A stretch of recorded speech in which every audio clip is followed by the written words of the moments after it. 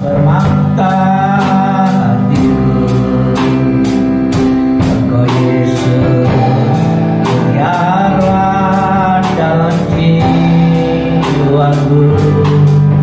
Engkau Yesus harta dalam hidupku. Engkau Yesus segalanya bagiku.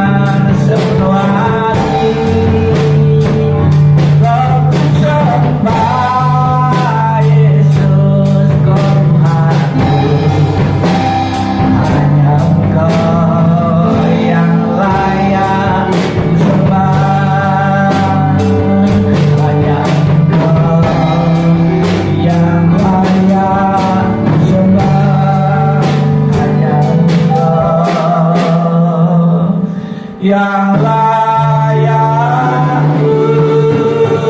sembah, haleluya, haleluya, mari menyembah, mari menyembah,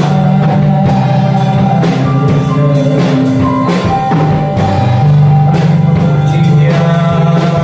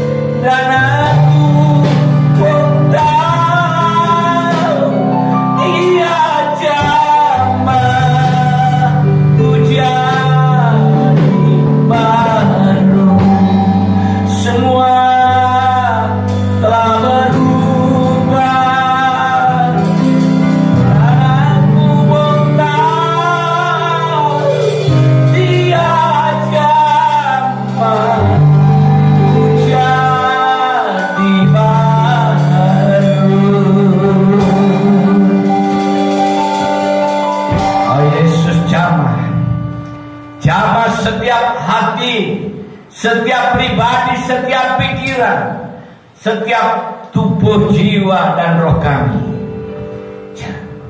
Jamah Tuhan, penuhi kami, urapi terus kami dengan pengurapan roh-Mu yang kudus, kepenuhan dalam roh-Mu yang kudus, sehingga acara ibadah ini Tuhan boleh menjadi acara yang menakjubkan Tuhan, yang memasyurkan nama-Mu, yang memuliakan nama-Mu, dan mengagung-agungkan namanya. Terima kasih Bapak, Kau berkati kami semua yang hadir.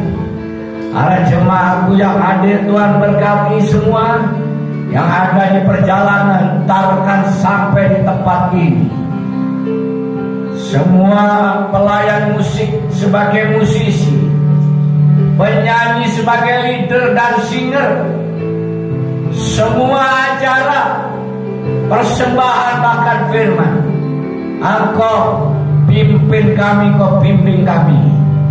Tuhan menuntun dari awal hingga sampai akhirnya kami menyerahkan dalam nama Bapa, Putra, dan Roh Kudus, dalam nama Tuhan Yesus Kristus. Haleluya, amin.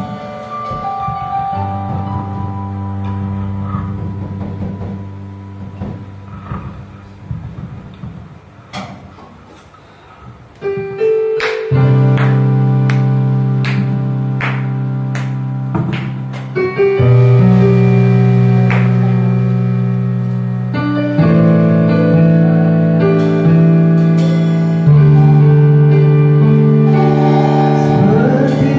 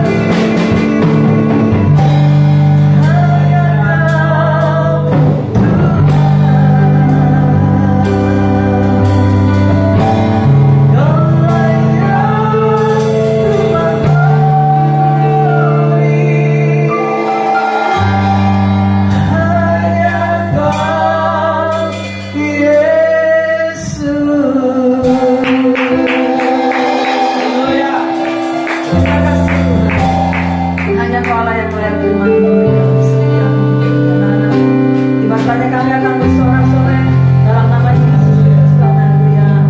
Amin. Amin.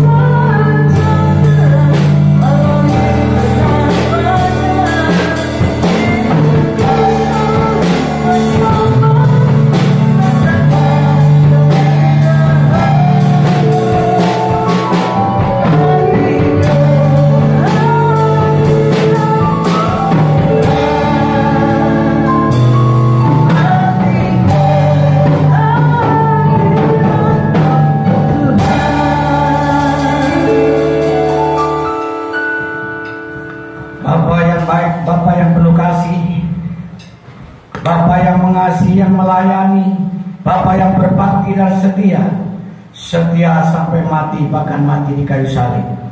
Pada siang hari ini kami datang lagi dengan pujian kami dan penyembahan kami.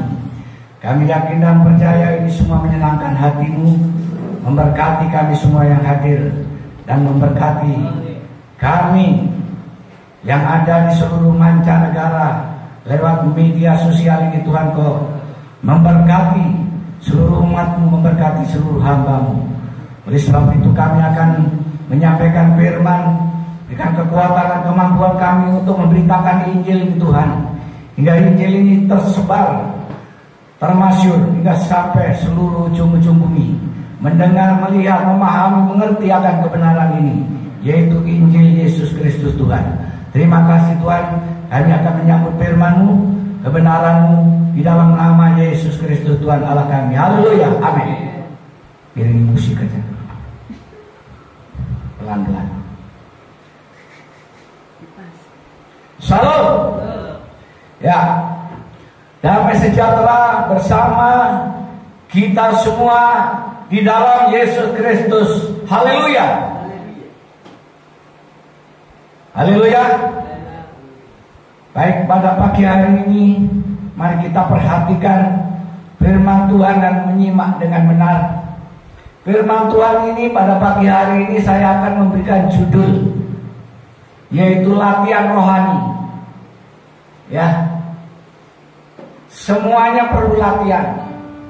Tanpa dilatih, ya tanpa latihan, segala sesuatunya tidak akan menjadi baik.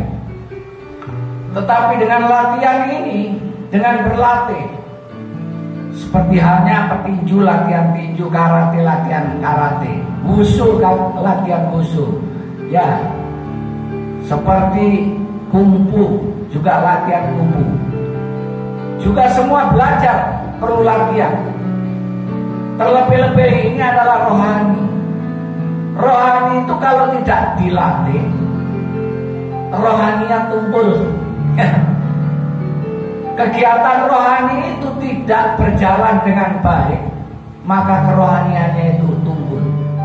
Nah, dengan demikian mari kita berlatih di dalam rohani kita.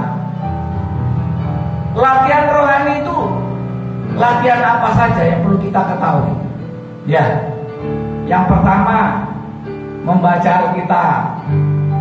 Yang kedua mengartikan, menganalisis, memahami isi, arti, makna di dalam Alkitab ini dengan penuh hikmat akan Allah. Kemudian latihan yang berikutnya yaitu memuji. Latihan rohani itu memuji juga, memuji dan menyembah Tuhan. Kemudian latihan yang berikutnya berdoa. Ya, berdoa itu bukan doanya panjang-panjang bertele-tele, bukan. Doanya simpel saja. Doa itu identik dengan sebenarnya meminta kepada Tuhan itu kan sebenarnya gak harus bertele-tele. Cukup apa yang diinginkan, cukup apa yang dibutuhkan. Contohnya, Tuhan, saya pingin sapi ini Tuhan. Tolong kirimkan sapi. Ya tentu bekerja dulu baru bisa beli sapi. Tuhan, tolong belikan mobil Tuhan. Ya bekerja dulu, beli sendiri mobilnya. Masa Tuhan mau membelikan mobil kalau tidak bekerja? Ya tidak mungkin. Tuhan, rehab rumah saya ini Tuhan, yang sudah bolong-bolong nih ya, bekerja. Tuhan nggak bisa merehab rumahnya langsung kalau kamu tidak bekerja, saudara tidak bekerja. Dia harus bekerja dulu, menghasilkan uang bisa merehab. Nah, inilah yang dimaksud latihan rohani. Tadi apa? Membaca Alkitab. Yang kedua, memuji dan menyembah Tuhan. Yang ketiga, berdoa. Ya. Yang keempat, apa kira-kira? Ya, memberitakan Injil. Itu latihan rohani. belajar ngomong. Kalau ketemu orang, katakan di situ, Yesus Kristus itu adalah Tuhan. Yesus Kristus itu adalah Juru Selamat. Katakan, jangan disembunyikan Yesus. Ya, nanti kalau karena malu, karena takut, Yesus disembunyikan di belakangnya. Ya, akhirnya Yesus di situ di belakang. Baik, saudara yang kekasih, saya akan lanjutkan saja latihan rohani. Kita lihat Roma pasal 5 ayat 1 dulu ya. Roma pasal 5 ayat 1. Di sini sebab. Baik, mari kita baca. Bagian yang pertama, damai sejahtera bersama Allah.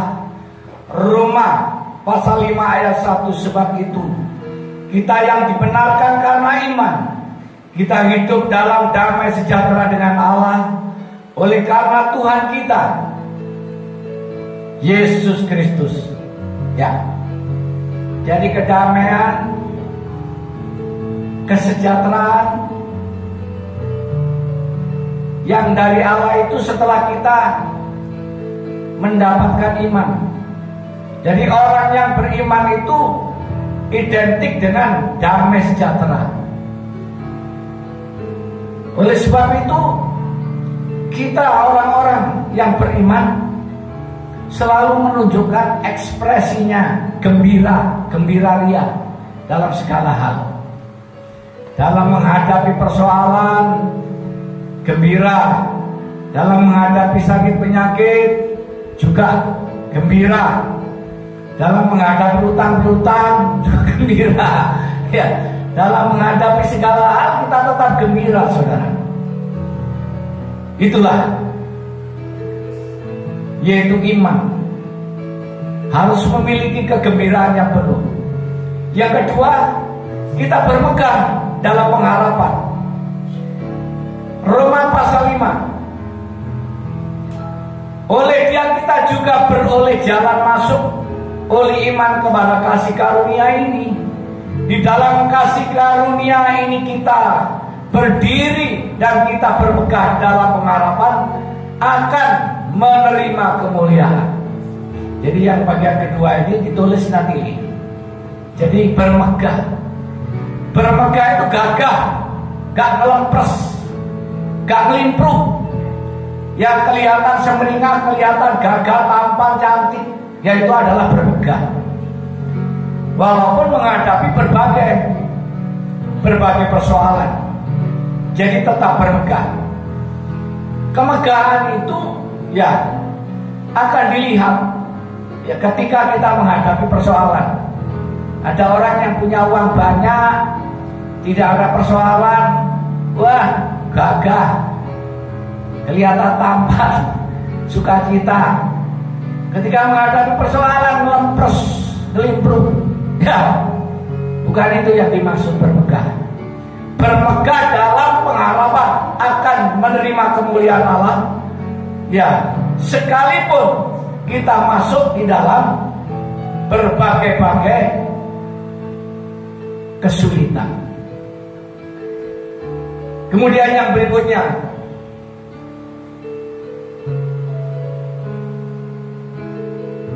bermegah dalam sengsara.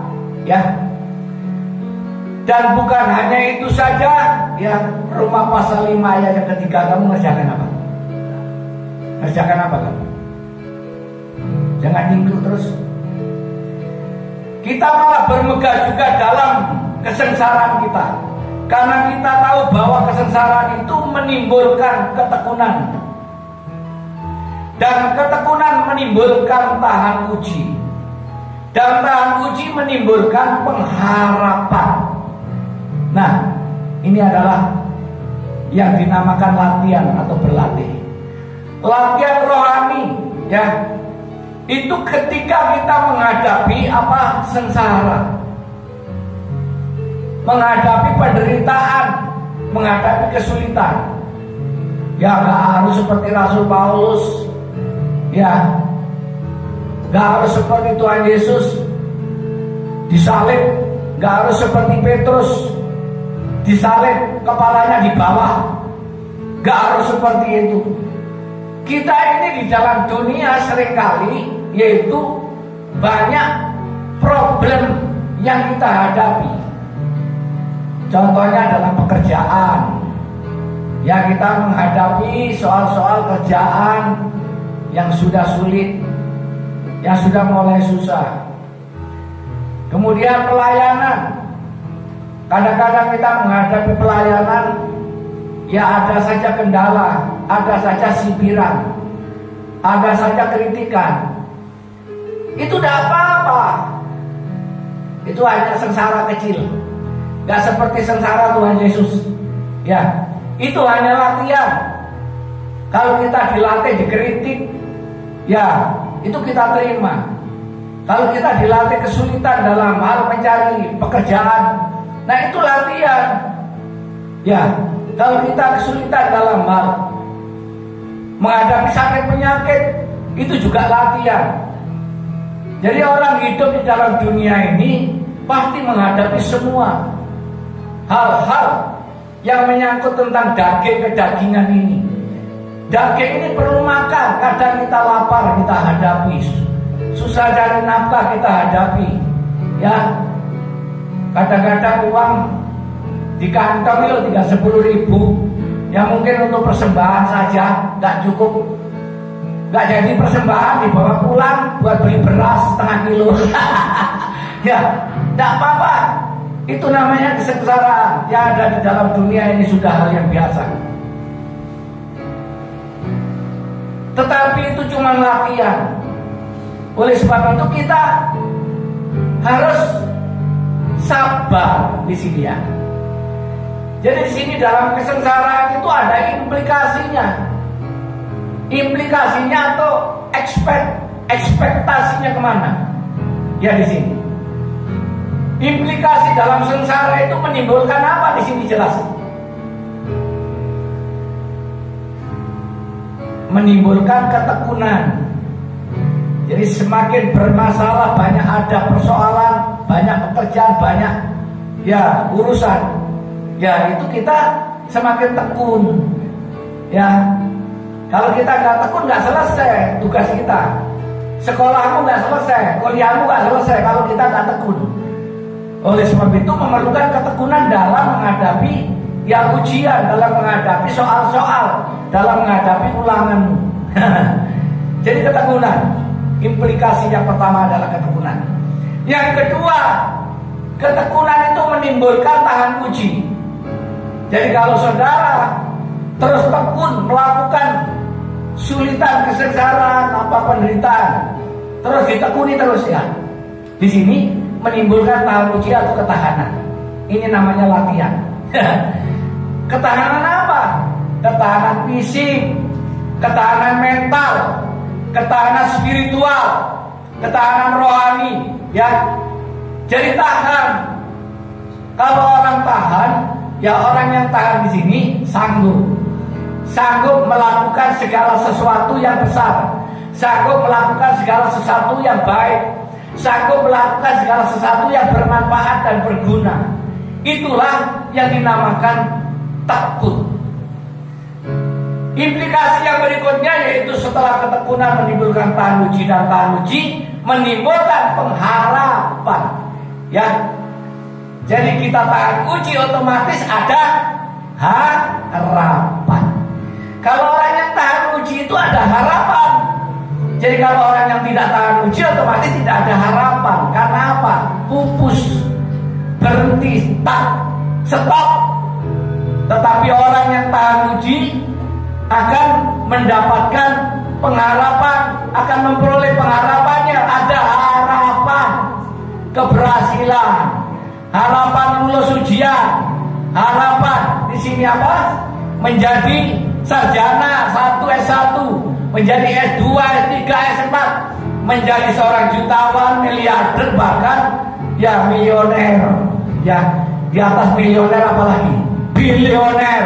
Ya, itulah orang yang tahan dan punya pengharapan itu tadi.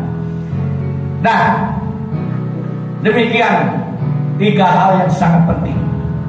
Ya, dalam kesengsaraan itu ada ketekunan, dan ketekunan menimbulkan tahan uji, dan tahan uji menimbulkan pengharapan.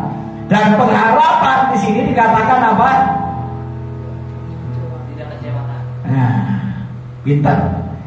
Pengharapan tidak mengecewakan karena kasih Allah dicurahkan pada kita. Jadi pengharapan seseorang di situ tidak mengecewakan dan tidak akan kecewa.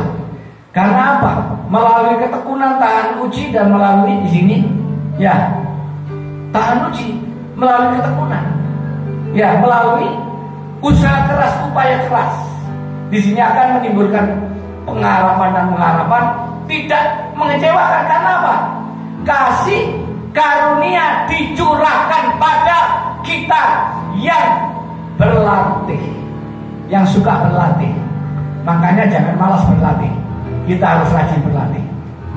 Jadi sini dikatakan, ya seperti HP aja ini taklus ya. Tetapi di sini pakai mouse ya. Ayat selanjutnya di sini. Roma pasal 5 ayat 5, dan pengharapan tidak mengecewakan karena kasih Allah telah dicurahkan di dalam hati kita. Jadi kasih Allah dicurahkan di dalam hati kita. Dicurahkan itu sedikit atau banyak? Banyak. Dicurahkan dengan diteteskan banyak mana? Banyak mana? Banyak dicurahkan. Kalau diteteskan itu hanya menetes. Kalau dicurahkan mancur, ya seperti itu. Itu namanya dicurahkan. Ayat ke-6, ayat yang ke-6, karena waktu kita masih lemah, Kristus telah mati untuk kita orang-orang durhaka pada waktu yang ditentukan oleh Allah. Jadi di sini Kristus mati untuk kelemahan kita. Kristus mati untuk kesakitan kita. Kristus mati untuk kegagalan kita. Kristus mati yaitu untuk semua kekurangan, kebodohan, kepicikan kita. Sehingga kita di sini menjadi penuh dengan segala apa yang baik. Kemudian di sini ayat 7, sebab tidak mudah seorang mau mati untuk orang yang benar, tetapi mungkin untuk orang yang baik ada orang yang berani mati. Ini adalah apa itu? Transparansinya, kebenarannya. Jadi Kristus mati itu bukan untuk orang baik, ya, tetapi untuk orang benar. Orang benar itu orang apa? Kadang-kadang benar bisa masuk penjara. Kadang-kadang benar dipukuli orang. Kadang-kadang benar di sini diresolusi. Kadang-kadang benar di sini disalah-salahkan. Kristus mati untuk itu semua. Saudara-saudara yang kekasih, kalau kita menghadapi yang benar tetapi ada persoalan dari pihak-pihak luar, eksternal, internal, dalam pekerjaan, dalam usahamu, dalam sekolahmu, maka Kristus mati bagi kita orang yang benar. Orang yang benar itu orang Kristen. Orang yang benar itu adalah orang yang percaya, karena sudah dibenarkan oleh Yesus Kristus yang mati. Kemudian ayat yang berikutnya di sini mengatakan, akan tetapi Allah menunjukkan kasih-Nya kepada kita oleh karena Kristus telah mati untuk kita ketika kita masih berdosa. Jadi Kristus mati untuk dosa-dosa kita. Jangan lupa, kita semua adalah orang yang berdosa. Tanpa Kristus mati kita tidak akan lepas dari dosa. Tanpa Kristus mati kita tidak akan lepas dari hukuman kekal. Tanpa Kristus mati, Yesus mati, kita tidak akan selamat. Amin. Amin. Ya. Karena Kristus mati, kita selamat. Kemudian yang berikutnya ayat yang ke-10 mengatakan sini. Ayat 9 dulu ya. Lebih-lebih karena kita sekarang telah dibenarkan oleh darahnya. Jadi pembenaran itu oleh darah Kristus. Pembenaran itu oleh darah. Karena apa? Menguduskan, menyucikan, membenarkan itu adalah lewat persembahan. Ketika zaman Musa, zaman Adam, ya, persembahan binatang. Tanpa ada persembahan tidak akan bisa benar. Dan tetapi oleh karena pembenaran yang dari Yesus Kristus, bukan pembenaran yang seperti zamannya Adam dan Hawa atau zamannya Adam dan Musa, tetapi sifatnya sementara itu. Namun di dalam Yesus Kristus bersifat kekal pembenaran itu. Jadi persembahan kita cuma sekali, pembenaran kita cuma sekali, yaitu lewat Yesus Kristus yang telah mati.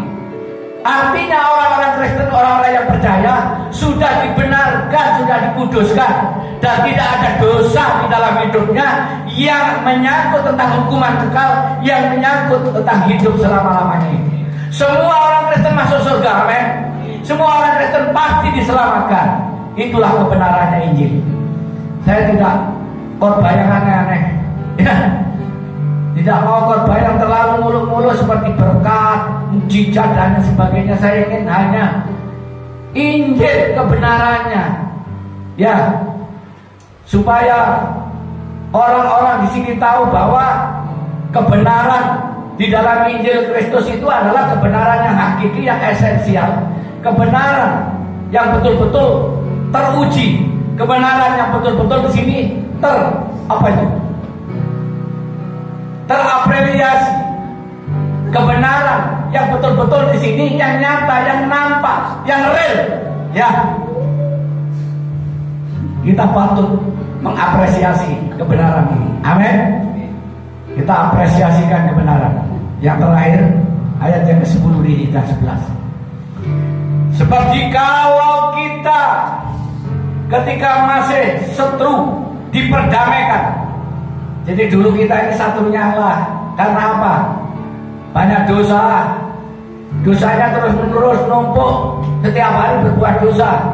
Sekalipun persembahan, habis sapi 10, 100 sapi, ya, lembu, kambing, domba dan lain sebagainya, tetap nggak bisa dibenarkan kalau Yesus Kristus tidak mati di kayu salib. Nah, oleh sebab itu kebenaran bukan karena persembahan binatang, persembahan yaitu lewat pertanian, ya, persembahan buah sulung dan lain sebagainya, bukan.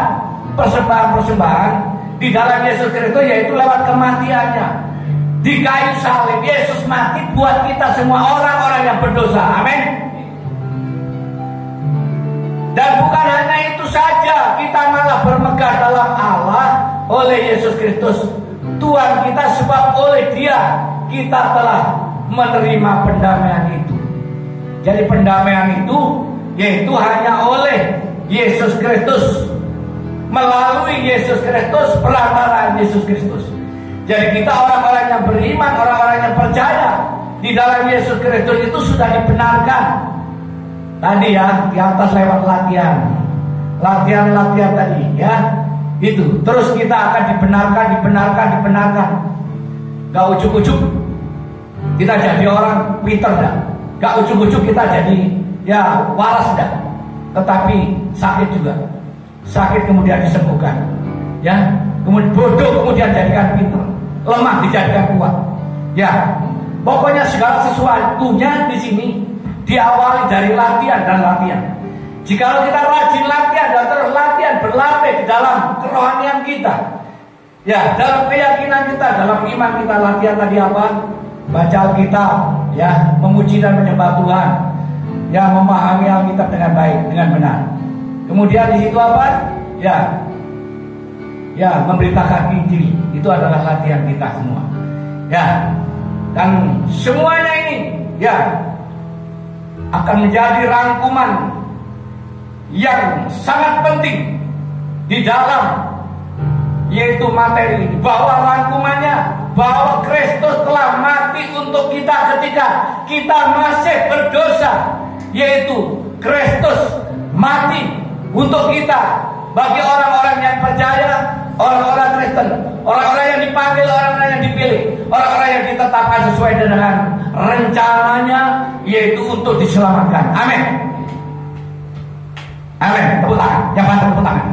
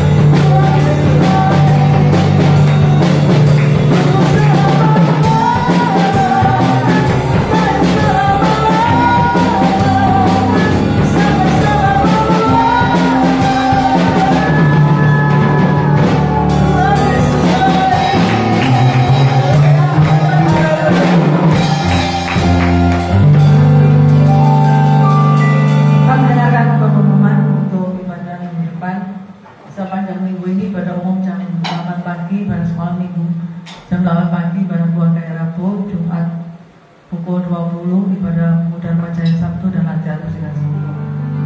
Pelayan minggu depan yang khotbah kita yang demikian saya kita akan tutup pidato kita pada pagi hari ini.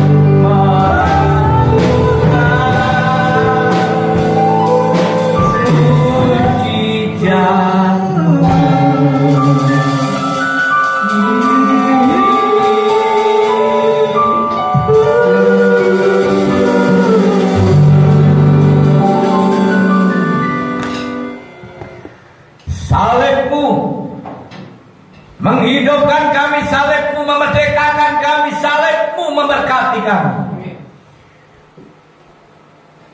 Siang hari ini kami telah mendengarkan, menerima firman, melaksanakan ibadah. Tuhan memberkati. Berkati sidang jemaat, berkati semua yang mendengarkan lewat media massa. Tuhan memberkati semua lewat media sosial. Terima kasih Tuhan, mari kita angkat kedua tangan saudara-saudara yang kekasih. Terimalah damai, sejahtera, sukacita dari Allah Bapa, Putra dan Roh Kudus. Di dalam nama Yesus Kristus Tuhan kita diberkati. Damai, sejahtera, sukacita berlimpah-limpah atas kita. Apa yang kita makan, apa yang kita minum, apa yang kita pakai, semua kerinduan dan harapan dan cita-cita tidak mengecewakan, dan semua menghasilkan bagi kita semua yang percaya. Katakan amin.